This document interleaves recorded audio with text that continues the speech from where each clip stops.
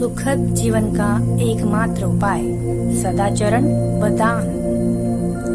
चक्रवर्ती धम्मराजा धम्मचक्र विभूषितो अधम्मचक्रं विभंजी बुद्धं तं पनमाम्यहम्। अर्थात चक्रवर्ती धर्मराजा धर्मचक्र से विभूषित जिन्होंने अधर्म चक्र का विभंजन कर दिया, उन बुद्ध को मैं प्रणाम करता हूँ।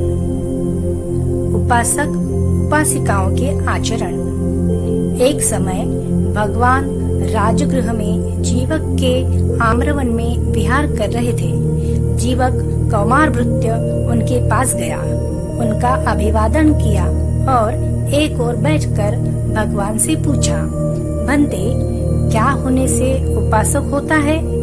भगवान ने कहा, जब व्यक्ति बुद्ध धर्म तथा संघ की शरण ग्रहण कर लेता है तब वह उपासक कहलाता है। भंते, क्या होने से उपासक शीलवान होता है? जब उपासक प्राणी हत्या, अस्थेय, अब्रह्मचर्य, मिथ्यावाद तथा सूरामेरय आदि नशीले पदार्थों से विरत होता है तब वह उपासक शीलवान कहलाता है। भंते, क्या होने से उपासक आत्महित में रत होता है, परहित में नहीं? जब उपासक स्वयं श्रद्धा संपन्न होता है किंतु दूसरों को श्रद्धा संपन्न होने की प्रेरणा नहीं देता, स्वयं अर्थ धर्म का ज्ञान प्राप्त कर धर्मानुसार जीवन व्यतीत करता है किंतु दूसरों को धर्मानुसार जीवन व्यतीत करने की कोई प्रेरणा नहीं देता, तब वह आत्महित में रत होता है, परहित में नहीं। भंते, क्या होने से उपासक आत्महित तथा परहित दोनों में रत होता है?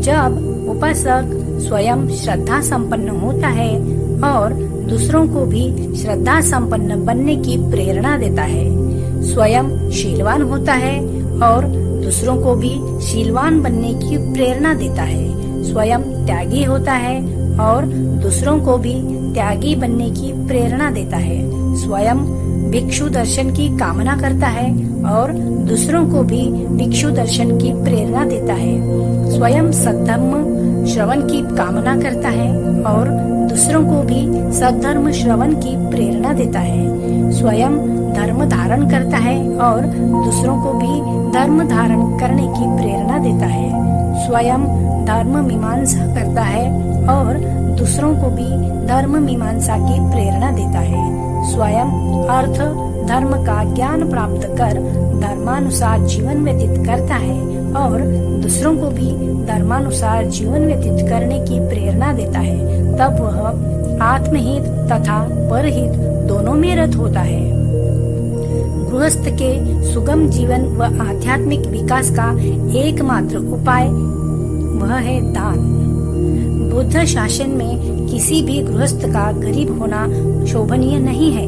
उसके लिए कठिन परिश्रम करके ईमानदारी के साथ सम्यक आजीविका से धन कमाना आवश्यक होता है।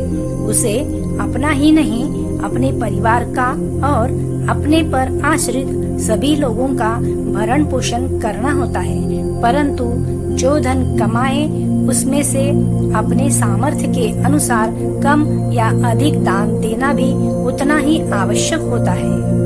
अर्जित धन का भगवान ने 4 संभाग करते उपभोग करने का निर्देश दिया है। वो कैसे? प्रथम भाग अपने परिवार के भरण पोषण पर व्यय करे यानी खर्च करे। द्वितीय भाग सगे संबंधियों व समाज के लिए व्यय करे। तृतीय भाग भिक्षु आचार्य की सेवा व धर्म कार्य के लिए व्यय करे। चतुर्थ भाग भविष्य निधि में सुरक्षित करे। इस तरह लोग चक्षु सुगत ने गृहस्थ जीवन में आर्थिक संतुलन में सुखी परिवार, सामाजिक प्रेम व्यवहार, आध्यात्मिक उन्नति व सुरक्षित भविष्य को सुनिश्चित कर दिया है। उपरोक्त आर्थिक संतुलन में द्वितीय व तृतीय व्यय दान की श्रेणी में आता है। निष्काम भाव से उत्तम का दान करते रहने से जीवन में सब कुछ उत्तम होता है। इसका मतलब हुआ द्वितीय भाग में जो सगे संबंधियों व समाज के लिए व्यर्थ करे और तृतीय भाग आचार्य भिक्षु की सेवा व धर्म कार्य करने के लिए व्यय करे। यह जो दान है वह दान की श्रेणी में आता है। निष्काम भाव से उत्तम का दान करते रहने से जीवन में सब कुछ उत्तम ही होता है। दान करते रहने से स्वयं में त्याग की भावना बढ़ती है। त्याग बल से ही आध्यात्मिक विकास होता है। दान भावना से जरूरतमंदों के प्रति मैत्री और करुणा की भावना बढ़ती है। मैत्री व करुणा की भावना से आध्यात्मिक विकास होता है। जीवन में कृपणता के वशीभूत होकर केवल संचय, संग्रह और परिग्रह ही करते रहने से आत्मभाव कठोर होता है और स्वार्थ बुद्धि बढ़ती है। कृपणता व आसक्ति का क्लेश बढ़ता है। औरों के प्रति स्नेह और सद्भावना के स्थान पर हृदय में कर्कशता, असहिष्णुता और निर्दयता का दुर्गुण बढ़ता है, जिसमें जीवन कष्टमय और आध्यात्मिक विकास अवरुद्ध हो जाता है। दान का पुण्य फल चित्त की चेतना पर निर्भर करता है।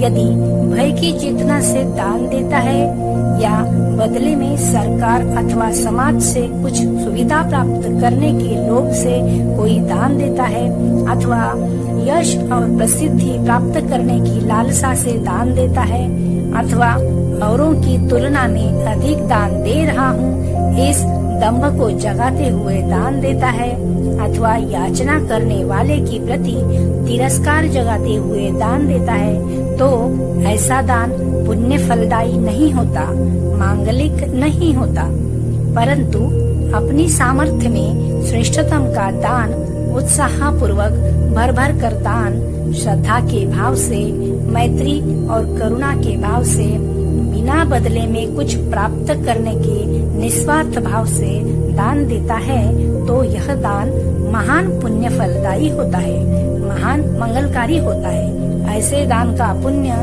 बल भव संसरण में सदा साथ रहता है। मेरे द्वारा दिए गए दान से लोगों का कल्याण होगा, लोगों का कल्याण हो रहा है, लोगों का कल्याण हुआ है, यह देखकर चित्त की चेतना प्रसन्नता से भर उठती है, तो दान महाफलदायी होता है, महामांगलिक होता है। इस तरह से ऐसे दान के फल से सुखी गृहस्थ जीवन व मरणांतर सद्गति सुनिश्चित हो जाती है। यह संचित पुण्य बल भव संसरण में सामर्थ्य व सुख देता है और विमुक्ति तक साथ रहते हुए आध्यात्मिक बल देता रहता है।